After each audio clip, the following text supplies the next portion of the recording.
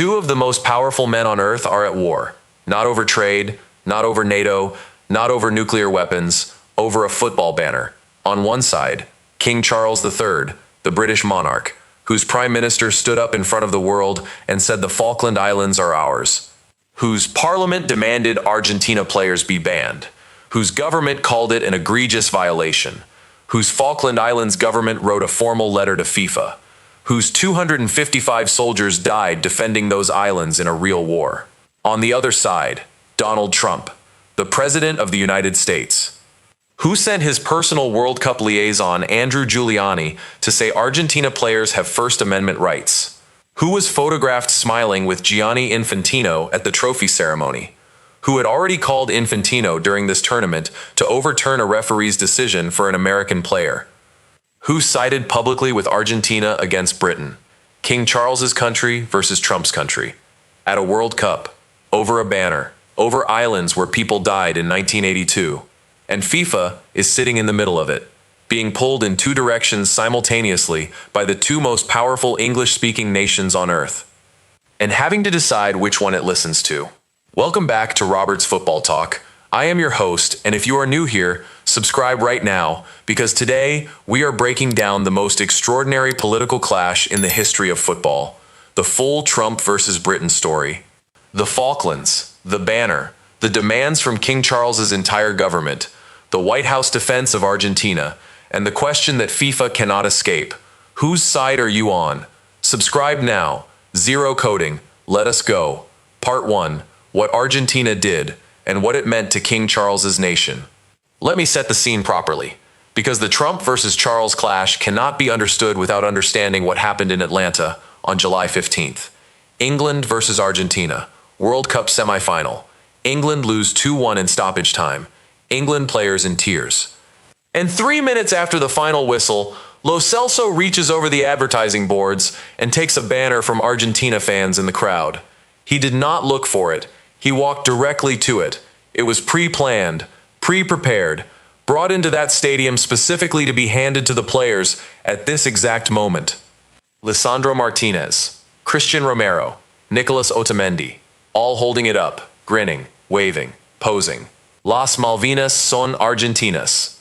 The Falklands are Argentine. Now let me tell you what those words mean to King Charles's Britain. The Falkland Islands are a British overseas territory. They belong to the British Crown. In 1982, Argentina invaded them. 255 British soldiers died fighting to get them back. 649 Argentine soldiers died. 3 Falkland Island civilians died. Real people, real deaths, real families. Argentina's players used that war as a prop for a victory celebration photo after beating England, on the pitch where England's players were still standing, and King Charles's entire country responded, from the top to the bottom, every institution, every level of government. Prime Minister Keir Starmer, the man who runs King Charles's government, said, "The World Cup might not be ours, but the Falkland Islands definitely are. Our position is unchanged. Our commitment to the Falklands will never waver." Business Secretary Peter Kyle, a senior minister in King Charles's government, called it an egregious violation. Said action from FIFA cannot wait until the end of the tournament. Members of parliament from both sides, government and opposition, the same politicians who argue about everything every single day, united, demanding Argentina players be banned from the World Cup final before it happened. The Falkland Islands government, the people who actually live on those islands, who were there in 1982, wrote a formal letter to FIFA, called the banner particularly insensitive. King Charles's entire nation, speaking, demanding, furious, and then Trump spoke. Now I want to ask you something before we go further. If you were King Charles, and you saw Donald Trump defend the people who disrespected the memory of 255 British soldiers at a football match, how would you feel? Drop your answer in the comments right now. Subscribe to Robert's Football Talk right now, because part 2 is where this becomes the most explosive clash between two allied nations in years. Part 2. Trump speaks. Britain cannot believe what it is hearing. The White House response came through Sky News sports correspondent Rob Harris, who reported that the White House backs the Argentina players' right to protest about the Falklands at World Cup matches, and rejects calls led by the UK government to punish them. Trump's World Cup liaison Andrew Giuliani said it is about First Amendment rights on freedom of expression. Let me translate what just happened. The Prime Minister of the United Kingdom, representing King Charles, demanded FIFA punish Argentina for a political banner about British sovereign territory. The President of the United States, who was photographed smiling with the FIFA president at the trophy ceremony, publicly sided with Argentina, against Britain, against King Charles's government, against the demand of an allied nation, First Amendment rights. About a banner at a football match, about islands that belong to the British Crown, defended by the American president. Think about the politics of this for 1 second. Britain and America are the closest allies in the world. The special relationship, shared intelligence, military cooperation, NATO partners, two nations that have stood together in every major conflict since the Second World War. And at a World Cup in America, Donald Trump publicly sided with Argentina against Britain over a banner about British sovereign territory. That is not a small thing. That is the American president choosing Argentina's right to make a political statement about British islands over his alliance's most fundamental members' demands for respect. And here is the detail that makes Trump's position even more explosive. He had already intervened in this tournament. He had already called Gianni Infantino to overturn a red card for American player Folarin Balogun. FIFA responded to that call. The red card was overturned. Balogun played. So Trump called FIFA and got a decision changed for America, and then Trump's White House told FIFA to ignore Britain's demand for punishment for the Falklands banner. One phone call to help America, public pressure against Britain, from the same man in the same tournament. Now let me ask you something direct. Does Trump defending Argentina against Britain tell you where his real loyalties are? Or is this just politics and nothing more? Tell me in the comments. I want both sides of this argument. Part 3. FIFA in the middle. The impossible position Infantino is in.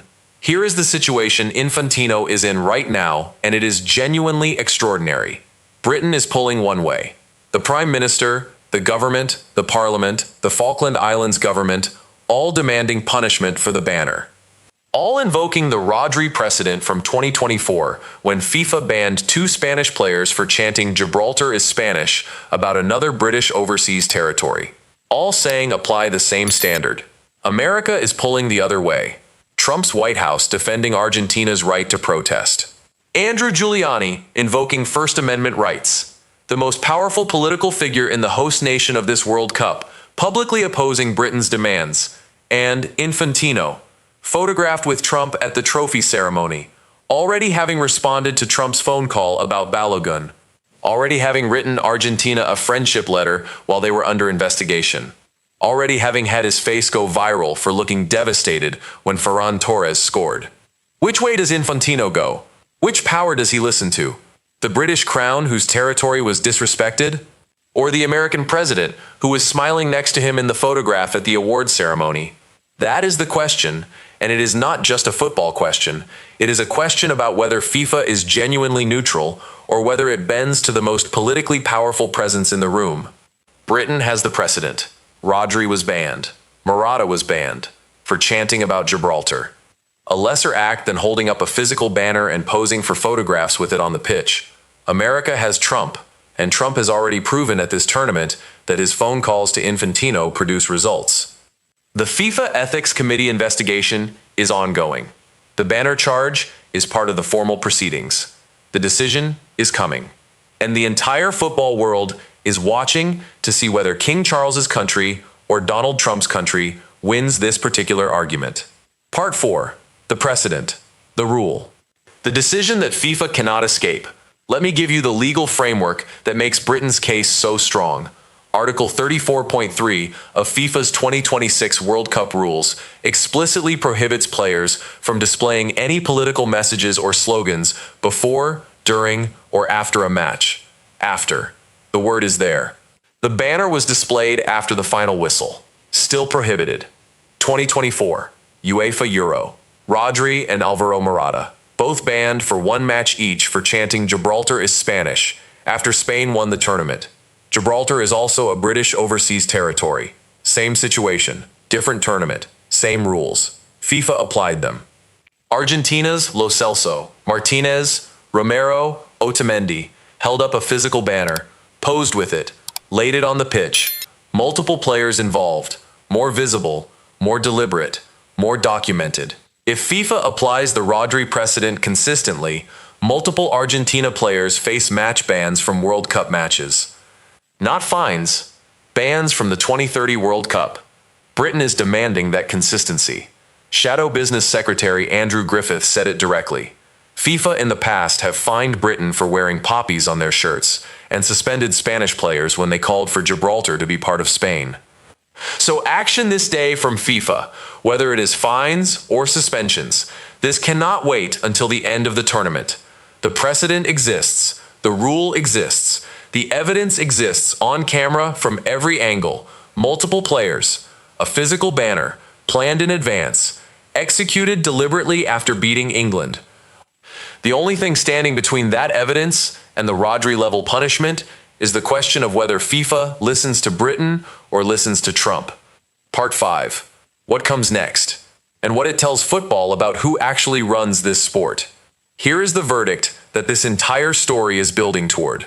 FIFA will issue a punishment for the Falklands banner. That punishment is coming. The question is what it looks like. If FIFA bans Lo Celso, Martinez, Romero, and Otamendi from future World Cup matches in line with the Rodri precedent, then Britain wins. The rules apply equally. The political pressure from Trump's White House was resisted, and FIFA demonstrates that no government, not even the host nation's president, can override the consistent application of its own regulations. If FIFA issues only a fine, a number, money, paid and forgotten, then Trump wins. Argentina gets away with a political statement about British sovereign territory at a World Cup with nothing more than a check. The Rodri precedent is ignored, and FIFA tells the world that its rules apply differently depending on which powerful political figure is defending you. That is the choice. And it tells you everything about whether the organization that runs your sport is actually neutral, or whether it is simply responsive to whoever has the most political power in the room. King Charles's Britain is waiting for the answer. 255 families who lost someone in the Falklands War are waiting for the answer. The people of the Falkland Islands who wrote to FIFA are waiting for the answer. And 44 years after Argentine soldiers invaded those islands, and 44 years after British soldiers died taking them back, Argentina's football players held up a banner on a World Cup pitch, and 3 minutes later Trump's White House said they had the right to do it. That is where we are. That is the world football is operating in right now. And Robert's Football Talk is the channel telling you the truth about it. That is the full breakdown. The banner. King Charles's entire nation responding. Trump defending Argentina. Infantino photographed with Trump. The Rodri precedent. And the decision FIFA must make that tells you who actually runs world football. 3 questions. Drop all 3 in the comments right now. First, should FIFA apply the Rodri precedent and ban Lo Celso, Martinez, Romero, and Otamendi from the 2030 World Cup? Second, does Trump defending Argentina against Britain at a World Cup damage the special relationship between America and the United Kingdom? Third, when FIFA announces its punishment for the banner, which way do you think they go? Britain's demand for bans or Trump's defense of Argentina? Drop everything below. I read every single one. And King Charles's country is watching. This has been Robert's Football Talk. Hit that like button. Share this with every England fan and every football fan you know. Subscribe if you are not already here. New videos every single week. I will see you in the next one.